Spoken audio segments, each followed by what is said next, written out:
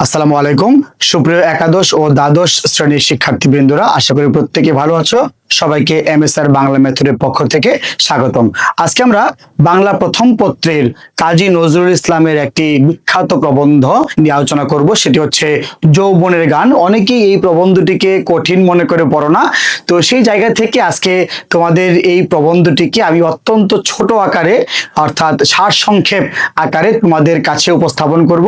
এই যৌবনের গান প্রবন্ধের মূল বক্তব্য এর মধ্যেই ফুটে উঠবে। এই প্রবন্ধের এই মূল বক্তব্যটি তোমরা যদি একটু ভালো করে মনোযোগ সহকারে দেখে নাও, তাহলে এই প্রবন্ধের মূল বিষয়বস্তু সম্পর্কে তোমাদের একটি স্পষ্ট ধারণা চলে আসবে এবং এখান থেকে যে কোনো প্রশ্ন হলে তোমরা অনায়াসে উত্তর করতে পারবে। এই প্রবন্ধটি কিন্তু খুব কঠিন নয়, খুব সহজ। আসলে আমরা একটু দেখি কাজী নজরুল ইসলাম এই প্রবন্ধে কি প্রকাশ করেছেন। তো কাজী নজরুল ইসলাম এই প্রবন্ধের শুরুতেই নিজেকে তিনি বলছেন যে আমি কর্মী না। নজরুল কি? নজরুল একজন ধ্যানী। নজরুল নিজেকে ধ্যানী হিসেবে পরিচয় দিচ্ছেন এখানে, এবং তিনি বলছেন যে তবে তিনি মানব কল্যাণে নিয়োজিত কর্মীদের ছোট করেননি। হ্যাঁ, এই প্রবন্ধের একদম শুরুর দিকে আমরা দেখবো যে যারা মানব কল্যাণে নিয়োজিত তাদেরকে কিন্তু একদম ছোট বলে গণ্য করেননি, বরং তাদের অবদানকে দেহের ভেতরে প্রবাহিত রক্তের ধারা, বইতে বলা আছে রুধির ধারা, তো রক্তের ধারা কিংবা ফুলের নিচে থাকা মাটির পুষ্টির মতো অলক্ষ্য ও অপরিসীম বলেছেন। অর্থাৎ তিনি বলছেন যারা মানুষের কল্যাণে কাজ করে থাকে, যারা ধ্যানীদের দলে, তারা কিন্তু কি করে, তারা হচ্ছে শরীরে যেরকম রক্ত প্রবাহিত হয়, এই রক্তের প্রবাহ আমরা বুঝতে পারি না, ঠিক তেমনি ভাবেও এই যে মহৎ ব্যক্তি যারা পিছনে থেকে কাজ করে তাদের অবদানে কিন্তু আমরা বুঝতে পারি না। পাশাপাশি এখানে তিনি আরেকটা উদাহরণ দিয়েছেন কি, এখানে বলেছেন যে মাটির নিচে থাকা পুষ্টির মতো, অর্থাৎ গাছ যেরকম করে মাটি থেকে মমতা রস সংগ্রহ করে এনে নিজে বড় হয়, ঠিক এই যে মাটির যে মমতা রস এরা যেরকম করে অলক্ষ্যে থেকে যায়, ঠিক তেমনি ভাবে এই সকল মহৎ ব্যক্তিগণ অলক্ষ্যে থেকে যায় যারা কর্মী নন, যারা কি ধ্যানী। কবি নিজের স্বভাবকে বনের স্বাধীন পাখির সঙ্গে তুলনা করেছেন, তাই না? কবি কিন্তু এখানে বলেছেন যে আমি বনের পাখির মতো, স্বভাব আমার গান করা। অর্থাৎ কবি এখানে প্রকাশ করতে চেয়েছেন যে বনের স্বাধীন পাখির সঙ্গে কবি নিজেকে তুলনা করেছেন, এবং তুলনা করে বলেছেন কি, সমাজ বা সমালোচকদের তীক্ষ্ণ চষ্ণুর আঘাত ও কুৎসা সত্ত্বেও তিনি আপন মনে গান গেয়ে যান। অর্থাৎ সমালোচকদের যে সমালোচনা, সেই যে নেতিবাচক যে সমালোচনা, সেই নেতিবাচক সমালোচনা, রক্তচক্ষুকে, এই কুৎসা রটনা, এগুলোকে তিনি পশ্চাতে ফেলে আপন গতিতে সামনের দিকে এগিয়ে যান। এবং তিনি তার প্রবন্ধে প্রকাশ করছেন যে তার এই গান, অর্থাৎ তিনি নিজেকে বনের পাখির সঙ্গে তুলনা করেছেন, এবং এই কোকিল পাখির তার এই যে গান, এই গান উদ্দেশ্য প্রণোদিত বা জোর করে কাউকে জাগানোর জন্য নয়, বরং তার গান শুনে যদি কারো অন্ধ মোহ ও অলসতা কেটে যায় তবে তা কাকতালীয় বা দৈব। অর্থাৎ তিনি বলছেন আমার যে গান, আমার যে যৌবনের গান, কবি তারুণ্যের গান কবি যৌবনের গান কবি যখন যৌবনের গান কবি যখন যৌবনের বন্দনা করেন, তখন এই গান শুনে যদি কারো ঘুম ভেঙে যায় তাতেও কবির কোনো হাত নেই, কারণ এটা বলেছে একান্তই কাকতালীয় বা দৈব। আবার যদি তার এই গান শুনে কারো অন্ধ মোহ বা অলসতা কেটে যায়, তাহলেও এতেও কবির কোনো হাত নেই, কারণ এটা সম্পূর্ণটাই হচ্ছে কাকতালীয়। অর্থাৎ কবি কাউকে জাগানোর জন্য উদ্দেশ্য প্রণোদিত ভাবে তিনি গান গান না। আবার তার গান শুনে যদি কারো অলসতা এসে যায়, কারো ঘুম পায়, এতেও কবির কিচ্ছু করার নেই, কারণ এটা একান্তই কাকতালীয় বা দৈব। যেহেতু কবি নিজে এখনো যৌবনের সীমায় অবস্থান করছেন, তাই তার সৃষ্টির ভেতরে তারুণ্যের যে জোয়ার আসে তা সাগরে চাঁদের জোয়ার জাগানোর মতোই এক সহজাত ও অবচেতন প্রক্রিয়া। অর্থাৎ প্রাবন্ধিক এখানে প্রকাশ করতে চেয়েছেন যে চাঁদের আকর্ষণে, যে সূর্যের আকর্ষণে পৃথিবীতে যে জোয়ার হয়, ভাটা হয়, এটা চাঁদ কি জানে? সূর্য কি জানে? অবশ্যই জানে না। কবিও বলছেন যে আমি আমার গান শুনে কারো যদি কারো যদি ঘুম ভেঙে যায়, কারো যদি মোহনিদ্রা কেটে যায়, তাহলে এটা একান্তই দৈব এবং এখানে আমার কোনো হাত নেই এবং এটা একটা অবচেতন প্রক্রিয়া। কারণ কবি উদ্দেশ্যমূলকভাবে কাউকে ঘুম থেকে জাগাতেও চান না, কাউকে আবার ঘুম পাওয়াতেও চান না। অর্থাৎ কবি এখানে যৌবনের গানের কথা বলেছেন, তারুণ্যের জয়গান গেয়েছেন। খেয়াল করে দেখো যে কবি নিজেকে দিগ্বিজয়ী বক্তিয়ার খিলজির মতো বড় কোনো বক্তা মনে করেন না, যাদের বক্তৃতার প্রবল গতি দেখে মানুষ লক্ষণ সেনের মতোই অভিভূত ও স্তব্ধ হয়ে পড়ে। অর্থাৎ কবি নিজেকে এখানে বড় কোনো বক্তা বলছেন না। আমরা প্রবন্ধেই দেখতে পেয়েছি কবি নিজেকে বলছেন আমি বক্তা নহি, আমি কম বক্তার দলে। একটু ভালো করে খেয়াল করে দেখো এই লাইনটার মধ্যে কবি এখানে প্রকাশ করতে চেয়েছেন যে বক্তিয়ার খিলজিকে দেখে যেরকম করে লক্ষণ সেন অবাক হয়ে গিয়েছিল, আমিও ঠিক তেমনি অবাক হয়ে পড়ি। অর্থাৎ যাদের বক্তৃতার ধার, অর্থাৎ যাদের কথা প্রবল বেগে বের হয়, বর্ষার বৃষ্টির মতো বের হয়, ঠিক সেরকম কবি কাজী নজরুল ইসলামের বের হয় না। কারণটা হচ্ছে বক্তাদের বাণী আসে অবিরল বৃষ্টি ধারার মতো, আর কবিদের বাণী বহে পাহাড়ি ঝর্ণার মতো মৃদু ও ছন্দময় হয়ে। কারণ প্রাবন্ধিক বলছেন আমি কবি, অর্থাৎ কবিরা কম কথা বলেন, কবিরা ওই বক্তৃতা দানকারী পটু ব্যক্তিদের মতো নন। কবির যে কথা, সেই কথাগুলো পাহাড়ি ঝর্ণার মতো মৃদু ও ছন্দময় হয়ে প্রকাশিত হয়, অর্থাৎ ক্ষীণ ঝর্ণা ধারার মতো প্রকাশিত হয়। তবে বড় বক্তা না হলেও তরুণের প্রতি কবির রয়েছে অগাধ প্রাণের টান। কাজী নজরুল ইসলামের অর্থাৎ এই প্রাবন্ধিকের এই তরুণদের প্রতি কি রয়েছে? তরুণদের প্রতি এক টান রয়েছে, ভালোবাসা রয়েছে।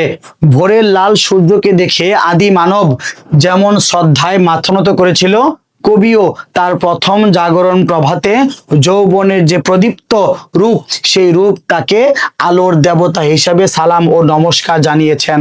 এখানে প্রাবন্ধিক প্রকাশ করতে চেয়েছেন যে ভোরের লাল সূর্যকে দেখে, ভোরের লাল সূর্যকে দেখে যেরকম আদি মানব শ্রদ্ধায় মাথা নত করেছিল, ঠিক তেমনি ভাবে কবি নজরুল অর্থাৎ প্রাবন্ধিক নজরুল, এই নজরুলও কিন্তু এই যৌবনের যে প্রদীপ্ত রূপ, এই যৌবনের রূপ দেখে তাকে আলোর দেবতা হিসাবে তাকে কি করেছিল? তাকে সালাম জানিয়েছিল, তাকে নমস্কার জানিয়েছিলেন। তরুণেরা কবিকে যে সম্মান বা মালার মধ্যমণি বানিয়েছে তা তিনি সানন্দে গ্রহণ করেছেন, কোনো দলপতি বা নেতা হওয়ার জন্য নয়। অর্থাৎ কবি, আমরা জানি যে এটি কিন্তু একটি অভিভাষণ, যে সিরাজগঞ্জে 1932 সালে কাজী নজরুল ইসলাম গিয়েছিলেন মুসলিম যুবকদের এক অনুষ্ঠানে। সেখানে গিয়ে কবি ভাষণ দিয়েছিলেন, সেটারই কিন্তু পরিমার্জিত রূপ হচ্ছে তোমাদের এই যৌবনের গান প্রবন্ধ। তো কবি এখানে প্রকাশ করতে চেয়েছেন যে আমি নজরুল, এই নজরুল কোনো দলপতি বা নেতা হওয়ার জন্য আপনাদের অনুষ্ঠানে আসেনি, আমি আপনাদের সহকর্মী হিসেবে এসেছি। এবং তিনি এখানে বলেছেন যে তাদের সমান একজন সহযাত্রী হয়ে সবার সাথে মিলেমিশে তারুণ্যে শতদল বা পদ্ম ফুটিয়ে তুলতে চান। প্রাবন্ধিক কাজী নজরুল ইসলাম আসলে এখানে যৌবনের গানের জয়গান গেয়েছেন এবং এই যে মুসলিম যুবকদের অনুষ্ঠানে গিয়ে তিনি আসলে তারুণ্যের কথা বলেছেন, তরুণদের কথা বলেছেন, তাদের সঙ্গে একত্র হয়ে মিলেমিশে কাজ করার কথা বলেছেন এবং এখানে শতদল বা পদ্ম ফুল ফুটিয়ে তোলার কথা বলেছেন। অর্থাৎ তিনি এই তারুণ্যের জয়গান গিয়ে নতুন দিনের আগমন ঘটাবেন। এবং তিনি দেখো এখানে প্রকাশ করছেন যে কাজী নজরুল ইসলাম এখানে বার্ধক্য এবং যে তারুণ্য, এই তারুণ্যের একটা সংজ্ঞার্থ দিয়েছেন যে যা বয়সে ফ্রেমে বাধা নয় বরং মানসিকতার বিষয়। অর্থাৎ এই যে তারুণ্য বা বার্ধক্য, এটা কিন্তু আসলে কাজী নজরুল ইসলাম কোনো বয়সে ফ্রেম দিয়ে আটকাননি। এটাকে তিনি বলেছেন যে এটা হচ্ছে কি, এটা হচ্ছে মানুষের মনের বিষয়, মানসিকতার বিষয়। তারও বয়স খুব কম হতে পারে, কিন্তু সে মনের দিক থেকে সে পুরাতন বিষয়, চিন্তা, জীর্ণ ভাবনা, এগুলো নিয়ে তিনি পড়ে আছেন। তাহলে বুঝতে হবে সে মানুষটার যুবক হয়েও সে মানুষটার মনের মধ্যে বার্ধক্যের বসবাস। আবার যে ব্যক্তির বয়স অনেক হয়ে গিয়েছে, ধরে নাও তার বয়স 70 বছর 80 বছর, কিন্তু তার মনের মধ্যে যৌবনের শক্তি, প্রাণশক্তি রয়েছে, সে ব্যক্তি কিন্তু যুবক। অর্থাৎ কাজী নজরুল ইসলাম এখানে বয়সের কোনো বাধা ধরা নিয়ম দিয়ে কিন্তু কে বৃদ্ধ কে যুবক এটাকে কিন্তু তিনি প্রকাশ করেননি।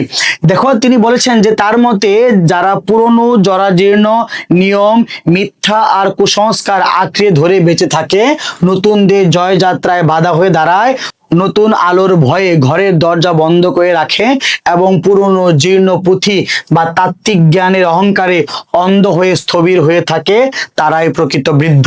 এখানে এইটুকুর মধ্যে তুমি পেয়ে যাবে বৃদ্ধদের বৈশিষ্ট্য। খুব ভালো করে খেয়াল রেখো, এখান থেকে কিন্তু সৃজনশীল প্রশ্ন আসতে পারে। সৃজনশীল প্রশ্নে উদ্দীপকে একটা বৈশিষ্ট্য দেওয়া থাকবে, সে অনুসারে তোমাকে গ এবং ঘ নম্বর প্রশ্ন উত্তর করতে বলবে। তো উদ্দীপকে যদি এ ধরনের কোনো বার্ধক্যের কোনো বৈশিষ্ট্য দেওয়া থাকে তাহলে বুঝে নিতে হবে এই বৈশিষ্ট্যগুলোর মধ্যে থাকবে যে কি কি আছে। এখানে দেখো, জীর্ণ নিয়ম মানে জীর্ণ মানে পুরাতন নিয়ম বা আগের নিয়ম, মিথ্যা আর কুসংস্কার আঁকড়ে ধরে বেঁচে থাকে যারা, এবং যারা নতুনদের পথে বাধা হয়ে দাঁড়ায়, যারা নতুন আলোর ভয়ে দরজা বন্ধ করে রাখে, পুরনো জীর্ণ পুঁথি বা তাত্ত্বিক জ্ঞানের অহংকার করে অন্ধ হয়ে থাকে, স্থবির হয়ে থাকে, স্থির হয়ে থাকে, নতুনের সঙ্গে মানিয়ে নিতে পারে না, এরাই কিন্তু প্রকৃত অর্থে বৃদ্ধ, এই প্রাবন্ধিক নজরুল ইসলামের মতে। দেখো তিনি বলছেন এখানে, হোক তারা বয়সে যুবক। এরা যদি বয়সে যুবকও হয়, এই বৈশিষ্ট্য ধারে যদি কোনো ব্যক্তি থাকে, তাহলে নজরুলের ভাষায় এরা প্রত্যেকে কি বৃদ্ধ। খেয়াল করে দেখো এরপরে, আর প্রকৃত তরুণ সে ব্যক্তি যার শক্তি অপরিমাণ, অর্থাৎ যার শক্তি পরিমাপ করা যাচ্ছে না, গতি ঝড়ের মতো। এই গতিটা কেমন হবে? গতিটা হবে ঝড়ের মতো প্রবল বেগে। আশা কি হবে? আশাটা হবে আকাশচুম্বী, আশা থাকবে অনেক উপরে। এবং এদের মন কেমন হবে? এদের মন হবে উদার, এবং যে মৃত্যুকেও জয় করার সাহস রাখে, অর্থাৎ মৃত্যুকে হাতের মুঠিতলে আবদ্ধ রাখে, সেই ব্যক্তি যদি বয়সে বৃদ্ধও হয় কিন্তু সে মনের দিক থেকে কি? মনের দিক থেকে যুবক। দেখো তিনি এখানে বলছেন, এই তারুণ্যের তেজ কবি আরবের বেদুইন মহাসমরের সৈনিক, এবং দেখো এখানে দেখো লেখা আছে কালা পাহাড়, এবং বিশ্বের মহান বৈপ্লবিক নেতাদের মাঝে দেখেছেন।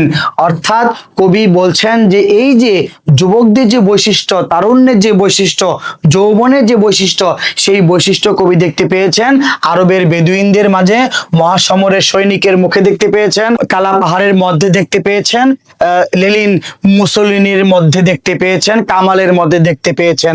অর্থাৎ বিশ্বের যে যারা মহান বৈপ্লবিক নেতা ছিল তাদের মধ্যে কিন্তু যৌবনের বৈশিষ্ট্য, যৌবনের প্রাণশক্তি দেখতে পেয়েছেন। একই সাথে যারা অজানাকে জানতে গিয়ে প্রাণ হারায়, যেমন দুঃসাহসী বৈমানিক, আবিষ্কারক, পর্বতারোহী, সমুদ্রের নিচে মণি খোঁজার ডুবুরি বা মহাকাশচারী, সেই দুরন্ত অভিযাত্রীদের মাঝেই কবি প্রকৃত যৌবন খুঁজে পান। কবি তাদের মধ্যেই যৌবন খুঁজে পান। দেখো কোন জায়গার মধ্যে?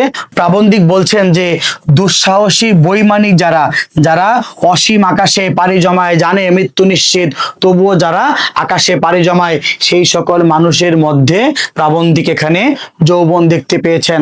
পাশাপাশি কাদের মধ্যে? আবিষ্কারক যারা, তাদের মধ্যে তিনি যৌবনের শক্তি দেখতে পেয়েছেন, কারণ তারা নতুন কিছু আবিষ্কার করে। পর্বতারোহী, প্রাবন্ধিক কাজী নজরুল ইসলাম বলছেন যে পর্বতারোহী ব্যক্তিদের মধ্যে আমি যৌবনের শক্তি দেখতে পেয়েছি, কারণ তারা মৃত্যুকে হাতের মুঠিতে করে নিয়ে সেই পাহাড়ের যে চূড়া, সেই চূড়ায় উঠে।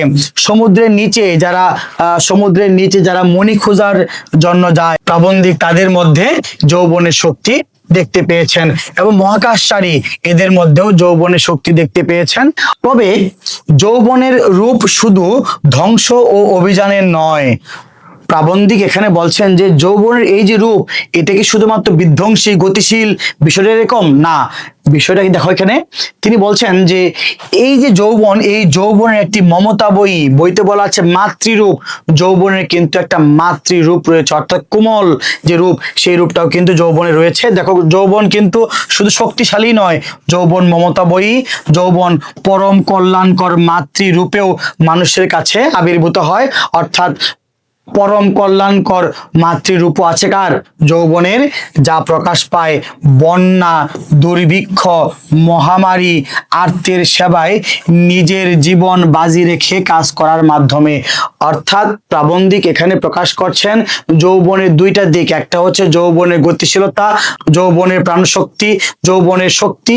এর পাশাপাশি প্রাবন্ধিক এখানে যৌবনের অর্থাৎ তরুণদের যে কোমল রূপ, যে মাতৃরূপ, সেটা কিন্তু এখানে প্রকাশ করেছেন।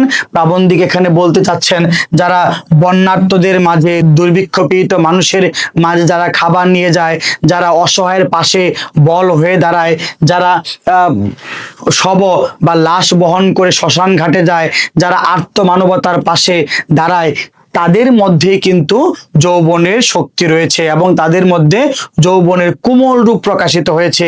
এটা কিন্তু প্রাবন্ধিক কাজী নজরুল ইসলাম এখানে প্রকাশ করতে চেয়েছেন। এবার দেখো তিনি আর কি বলেছেন এই প্রবন্ধের মধ্যে, একটু ভালো করে খেয়াল করো। তারুণ্যকে নজরুল একটি বিশ্বজনীন ধর্ম হিসেবে দেখিয়েছেন, যার কোনো ভৌগোলিক সীমা বা জাতপাত থাকে না। এই যে তরুণ, এই যে তারুণ্য, এদের কিন্তু কোনো জাতপাত নেই, কোনো দেশ নেই, কোনো জাতি নেই, কোনো বর্ণ নেই, কোনো ধর্ম নেই।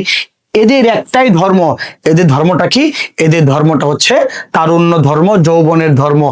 দেখো লেখা আছে এখানে, তিনি মুসলিম তরুণদের আহ্বান জানিয়ে বলেছেন, প্রাতিষ্ঠানিক ধর্ম ইসলাম হলেও মানুষের সেবা ও সৃষ্টিশীলতায় আমাদের আসল প্রাণের পরিচয় হোক তারুণ্য। অর্থাৎ আমাদের ধর্ম ইসলাম, তিনি বলছেন আমাদের ধর্ম ইসলাম, কিন্তু আমাদের প্রাণের ধর্ম হচ্ছে কি?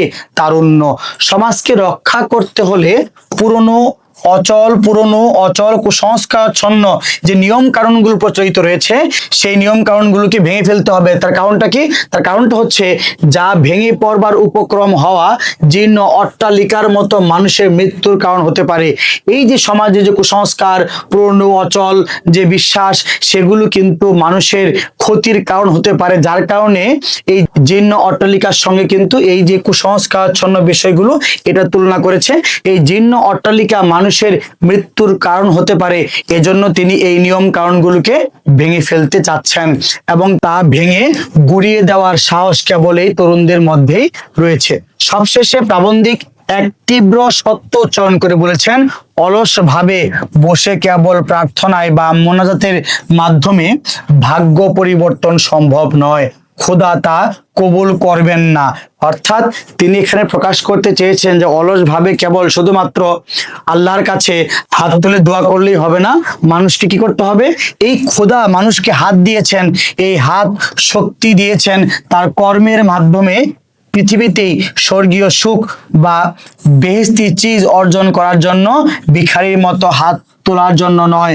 তাই জীর্ণতা ও অন্যায়ের বিরুদ্ধে বিদ্রোহ করে নিজের মনের মতো করে সুন্দর পৃথিবী গড়ে তোলাই হলো তরুণদের আসল সাধনা। অর্থাৎ প্রাবন্ধিক এখানে প্রকাশ করতে চেয়েছেন যে খোদা মানুষকে হাত দিয়েছেন শুধুমাত্র আল্লাহর কাছে প্রার্থনা করার জন্য নয়, দোয়া করার জন্য নয়। তিনি এখানে বলতে চেয়েছেন যে এই যে মানুষকে যে আল্লাহ তাআলা হাত দিয়েছেন, সে হাত দিয়ে নতুন পৃথিবী সৃষ্টি করতে হবে, মানুষের জন্য কাজ করতে হবে, এই সমাজ জাতি রাষ্ট্রের জন্য কাজ করতে হবে। এবং এই কাজ একমাত্র পারে কারা? এই কাজ একমাত্র পারে তরুণরা। এবং তরুণদের মাধ্যমেই কবি নতুন করে স্বপ্ন দেখছেন, তরুণদের মাধ্যমেই নতুন এক পৃথিবী গড়ে তোলা সম্ভব, যে পৃথিবীতে এই কুসংস্কারচ্ছন্ন যে সমাজ, সেই সমাজকে তিনি ভেঙে ফেলতে চাচ্ছেন। যত অচল ও পুরনো যে নিয়ম, সেই নিয়মগুলোকে ভেঙে ফেলতে চাচ্ছেন। এবং এই নিয়মগুলোকে ভাঙতে পারেন কারা? এই নিয়মগুলোকে ভাঙতে পারে শুধুমাত্র যৌবনের শক্তি, তারুণ্যের শক্তি, এবং যুবকরা এটা পারে। এবং নজরুল এখানে কোনো নির্দিষ্ট বয়সকে যুবক বলে সম্বোধন করেনি।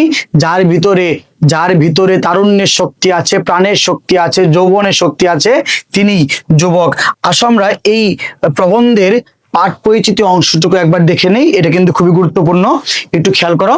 পাঠ পরিচিতি অংশে বলা হচ্ছে যে 1932 খ্রিস্টাব্দে সিরাজগঞ্জে মুসলিম যুব সমাজের অভিনন্দনের উত্তরে তাদের উদ্দেশ্যে কাজী নজরুল ইসলাম যে প্রাণোচ্ছল ভাষণ দিয়েছিলেন, যৌবনের গান প্রবন্ধটি তারই পরিমার্জিত লিখিত রূপ। অর্থাৎ 1932 সালে কাজী নজরুল ইসলাম সিরাজগঞ্জে গিয়েছিলেন এবং সেখানে একটি ভাষণ দিয়েছিলেন, সেটারই পরিমার্জিত রূপ হচ্ছে এই যৌবনের গান প্রবন্ধ। এই অভিভাষণে কবি দুরন্ত দুর্বার যৌবনের প্রশস্তি উচ্চারণ করেছেন। এই প্রবন্ধের মাধ্যমে প্রাবন্ধিক প্রকাশ করেছেন কি, যে দুরন্ত দুর্বার যৌবনের প্রশস্তি উচ্চারণ করেছেন। কারণ যৌবন হচ্ছে অফুরন্ত প্রাণশক্তির আধার।